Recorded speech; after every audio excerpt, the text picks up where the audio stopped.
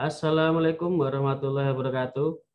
Pada kesempatan hari ini saya Dani Irawan beserta tim Bapak Sumarli, Bapak Erwin Komaramindarta, dan Bapak Citra Kurniawan akan memaparkan laporan kemajuan tentang pengembangan virtual lab untuk mendukung mata kuliah praktikum kelistrikan otomotif yang terintegrasi pada si Pejar.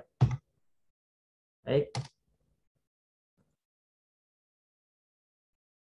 Latar belakang dari penelitian ini, yang pertama adalah adanya kebijakan pemerintah yang diteruskan oleh peraturan rektor yang berlaku di Universitas Negeri Malang tentang pembelajaran pada masa pandemi berdampak pada sistem perkuliahan praktek.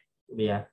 Perubahan ini tentu akan mengakibatkan paradigma perubahan pembelajaran yang semula pembelajarannya dilaksanakan secara praktek pada mata kuliah sistem kelistrikan di Fakultas Teknik jurusan Teknik Mesin yang biasanya dilaksanakan di bengkel. Tetapi karena ada kebijakan tersebut dan karena masih pandemi, maka pembelajaran praktek harus beralih dengan sistem online. Tentu ini akan menyulitkan para siswa ketika harus biasanya praktek di bengkel, kemudian praktek secara online, tentu medianya belum terbentuk dengan baik. Untuk itu solusi terhadap permasalahan yang terjadi, maka ditawarkan dengan membuat virtual lab pada mata kuliah sistem kelistrikan yang bisa diintegrasikan pada si Pejar. Mengapa? Karena pembelajaran yang ada di UM itu semua mengarah kepada si Pejar. Akan tapi juga boleh dengan sistem yang lain, tapi yang utama adalah menggunakan sistem si Pejar ini. Nanti pembelajaran kelistrikan akan diintegrasikan dengan si Pejar ini dengan sistem praktek.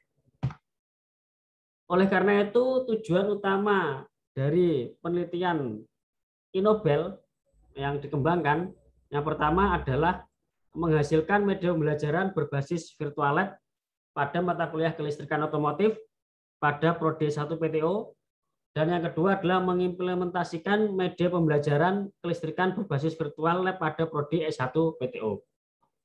Kita lanjutkan. Metode pengembangan menggunakan metode EDI yang terdiri dari 5 langkah. Yang pertama adalah tahap analisis. Ini ada analisis kebutuhan dan analisis tentang kondisi pembelajaran. Yang kedua adalah desain. Kita memilih strategi dan menentukan bagaimana pembelajaran nanti akan diterapkan. Dan yang ketiga adalah langkahnya adalah pengembangan atau development. Terdiri dari 2, yaitu prototipe dan membuat media pembelajaran ada petunjuk penggunaannya, gitu ya. Terus kemudian diimplementasikan dan yang ketiga adalah dievaluasi dengan tes formatif dan tes sumatif.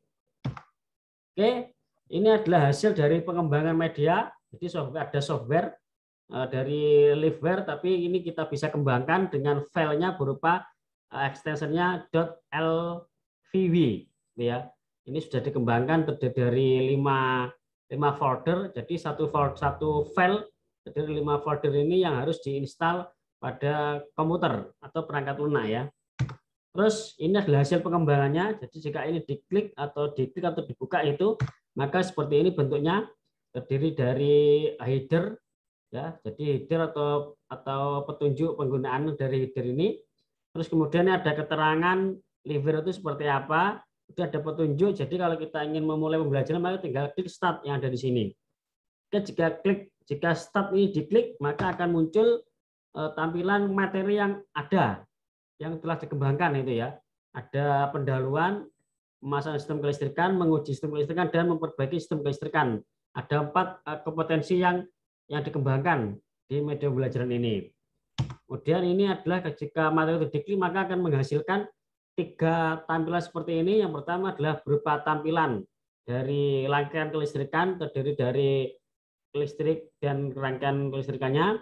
Kedua ada aktivitas, bagaimana cara menggunakan media ini.